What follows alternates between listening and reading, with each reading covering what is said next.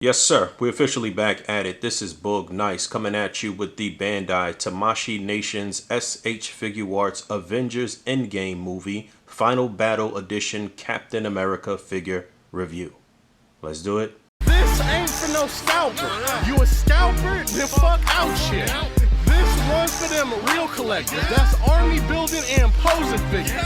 Marvel Legends, imports, mini matey, I'm fucking with them.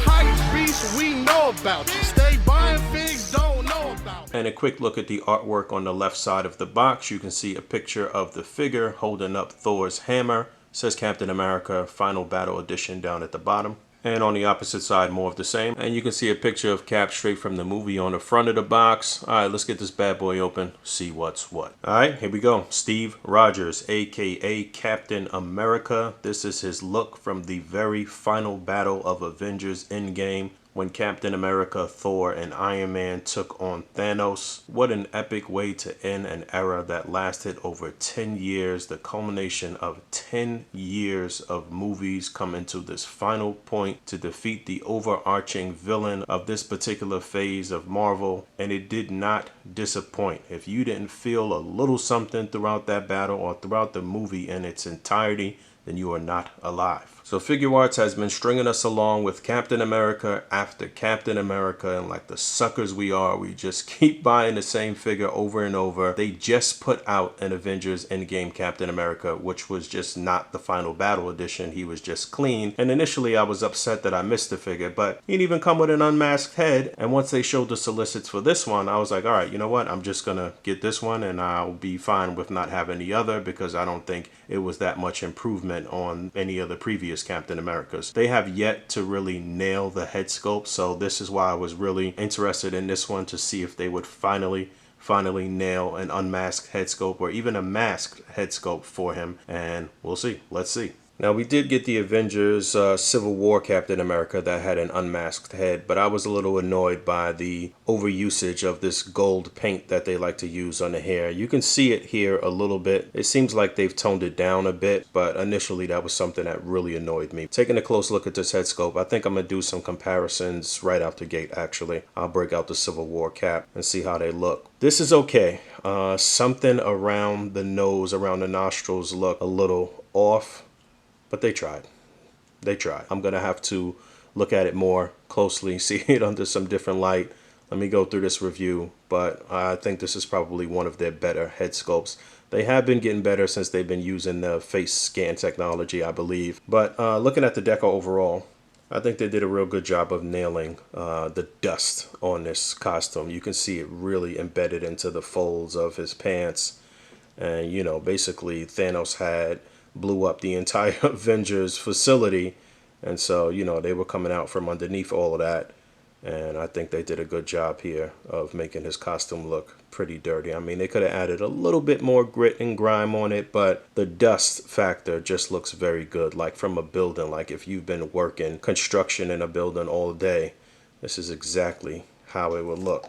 There's Civil War Captain America side by side with the Avengers Final Battle Endgame cap.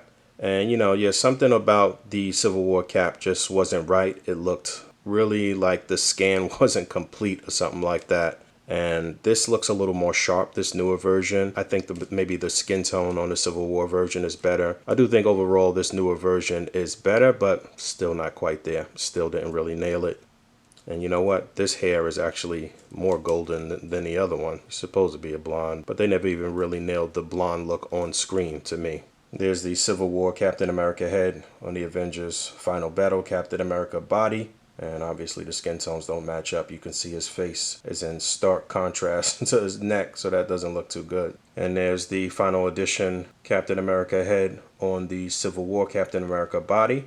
That looks okay. And there's the Age of Ultron Captain America on the left, which I always thought had kind of a tiny little pinhead, and I don't think it looks like Chris Evans under there. And although it was nice to get this additional head sculpt with the Age of Ultron version, especially for some dynamic stuff, for some action shots, again, it doesn't look like Chris Evans, and it just looks like some anime character. It just does not look movie accurate. I never really enjoyed this. And I'm not going in my normal order here, but just so you can see, this is the masked head for the Final Edition Captain America and how it looks side by side with the masked head for the Age of Ultron version. Definitely a better job here. Again, I think this head is too tiny. This looks good. I think the proportions are right. I think it definitely looks like Chris Evans with a mask on. And backtracking, the two masked looks side by side, Civil War and Avengers Endgame Final Edition. And again, I do kind of like the skin tone of the Civil War version, but it's not as sharp. I don't think the likeness is as sharp. And look at this utter trash. Man, this is the Avengers Infinity War Captain America. It's like cracked in America. I don't know what they were thinking, but a lot of customizers put out much better, much more accurate custom head sculpts for this particular Captain America. But I also wanted this newer version to swap the unmasked head onto this body because I was under the impression that this was the outfit he was wearing at the beginning of Avengers Endgame when they killed Thanos. And I've been trying to put together my Thanos killing crew, but I think he had on the stealth suit, correct me if I'm wrong, from Winter Soldier, which is still arguably one of the best Marvel movies ever. Top 3, no question about it. So I'm surprised S.H.F. hasn't done a stealth suit Captain America yet. But there's that. That's the Avengers Final Battle Edition head on the Avengers Infinity War body. So he's got the rolled up sleeves. And all of these heads have actually popped on with no problem. So swapping is no issue, and I think this looks good. All right, let's get back on track. So out of the package, he comes with 2 fists,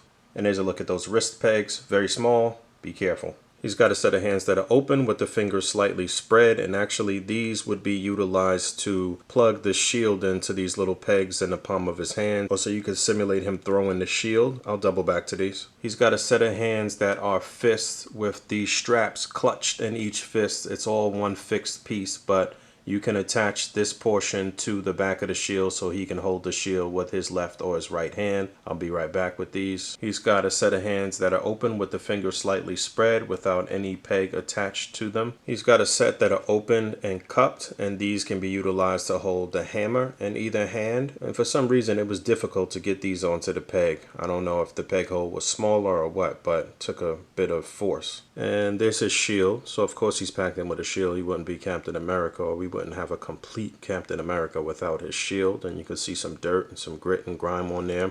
So on the opposite side, you can see a couple of peg holes here. Quite a few different options for the shield. So one is being able to put the shield on his back. So there is a tiny little peg right here that can be pulled out so you can peg the shield onto his back. And this is a feature that they've been utilizing since their first Captain America. And you definitely need to be careful with this tiny little peg because you will lose it and you will be pissed. And there's that, and there's that. So you need a couple of different parts to attach the shield to his back. You have one clip here that will be clipped into these 2 peg holes that are closer together, like so. And you can see the band there. And just to keep everything on point and symmetrical, you have another band that you can plug in at the top, and then you can just fit this to the peg hole on his back. And there's that.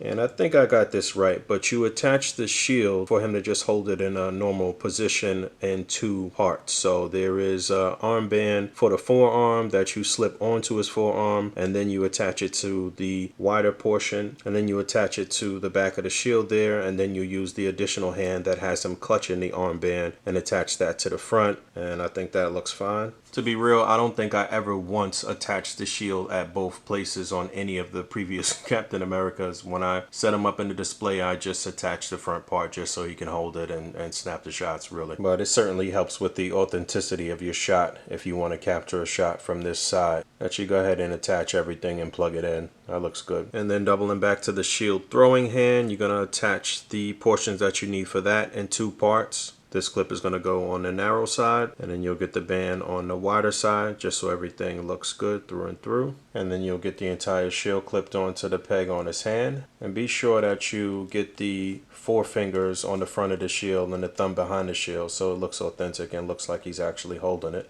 And at the right angle, you could obviously make this work.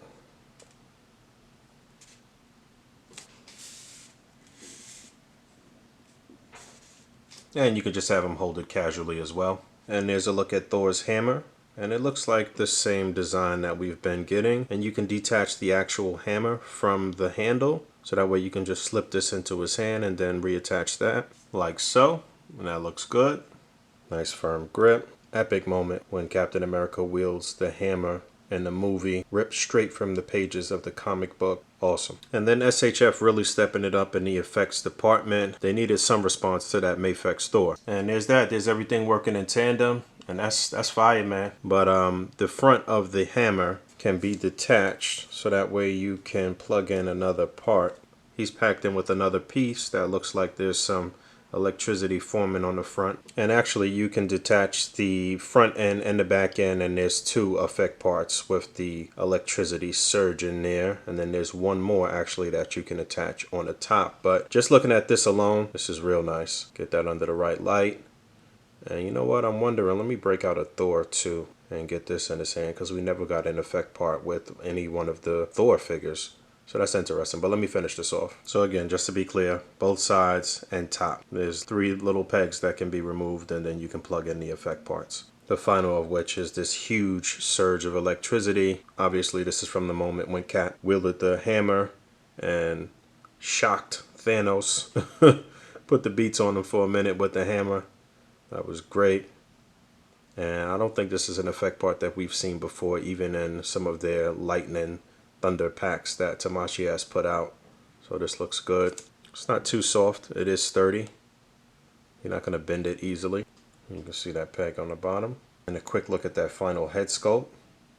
You can see he's gritting his teeth. And I think that looks pretty nice. I'm feeling that. There we go. There's everything working in tandem. Had to take you outside of the diorama for a moment, but that looks great, man. And I'm assuming that the smaller peg hole on the hands that hold the hammer was so he has a little more support, because with everything plugged into the hammer and raising his arm up and what have you, it is a little heavy. So this is a pose that you may not want to keep or have him hold for too long.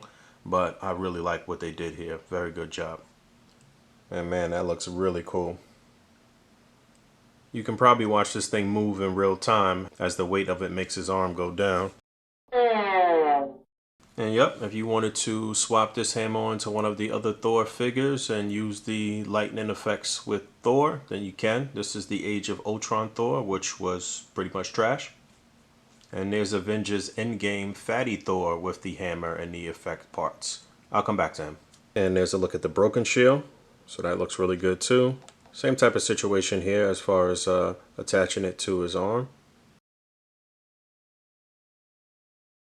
Alright, let's go over his articulation real quick. So head and neck are separate parts. The neck can move, and then the head can move on the neck. You get pivot, you can turn left to right, you can look up and down. Decent range of motion there, no real problems. Shoulders, there's a ball joint inside there, it's kind of hidden, but you can rotate on the joint. There's no cut at the upper bicep, but because you can rotate in there, there's really no issue. There's a butterfly joint in there as well. There is a double jointed elbow, a nice deep double joint, and the forearm will rotate on that joint as well. You get a swivel and a hinge on the wrist. You get upper torso articulation, which is pretty damn good. And you get lower torso articulation. You can turn them left to right on the lower torso as well. It's a little loose actually here, so I am a little concerned about that, but there is a drop down method at the pelvis, so the legs will come up pretty far, and you can get a nice split. You can see how that joint looks inside of there. You can rotate at the upper thigh. There is a double jointed knee, a deep double joint. Would have been nice if there was a cut at the upper boot, but you get a hinge, you get a swivel, you get a pivot on the foot, and you also get a toe joint. Real good articulation here. So, size comparison time. On the left, we have the Avengers Endgame Mark 85 Iron Man. So this is not the final battle edition, which will be sort of weathered and battle damaged, I guess. I'll be looking at that figure next, but this is the clean version of the Mark 85 armor. We did see him in this suit of armor and see him in action before Thanos got to put the beats on all 3 of these guys. So it is nice to have that version. And again, I would have been okay with having the regular version of Cap, but it's not necessary. And then on the right, we got Avengers Endgame Morbidly Obese Thor, and we got him holding the hammer, and we got him holding Stormbreaker at the same time, and that looks great. But you can see how the three of those stack up. I still do feel like maybe Thor could have been just a tad bit taller for SHF, but they all do look really good together. And here's a quick little bonus. Somebody had asked about this in the previous review of the Mafex Thor. So this is actually the Mafex Thor head on the S.H.Figuarts body for the Avengers Endgame Thor. Now, it doesn't quite pop on there, but the way it sits, it looks pretty good. And then that's the S.H.Figuarts Avengers Infinity War Thor head on the Mafex body. Again, doesn't pop on there, and the way this one sits, it's kind of high up on the neck. But I suppose if I take off the, if I take off the neck peg, it was kind of popped on there. But if I take off the neck peg completely, I'm pretty sure I could get it to sit better. There you go. And I guess that works too. He's losing a little bit of neck. And then there's a look at Thanos with the big three with a really shiny, clean armor and the Infinity Gauntlet on his arm. So there were quite a few customizers that did a replacement part where you can have him without the Infinity Gauntlet. Somebody knows someone right now that has that. And that has it for sale. Drop me a couple lines, let me know, point me in the direction of that person. And I think this is it for Thanos. I don't think they'll do another battle damage Thanos or anything like that, so you're gonna have to do your own thing in terms of customizing him to look like he's been battling these guys in the final battle. I don't think we'll get another Thor either, so it'll be the same deal there. I think that this is it for Avengers Endgame. I think these were their final figures, the final battle edition versions of these figures. But you're going to see a lot of displays with these four in the next couple months. No question about that. But I do like the way they stack up. All right, I've been going for quite some time. I'm going to get up out of here. Final Battle Edition Captain America came out pretty nice. All of the additional effects and accessories and things that you get that you can actually integrate with some of the older figures that you already have is definitely a bonus. I like this one. I think it's pretty good. It's one I'd recommend that you check out. Thanks for hanging out. As always, rate, comment, and subscribe. Hit the bell down there. And until next time, peace.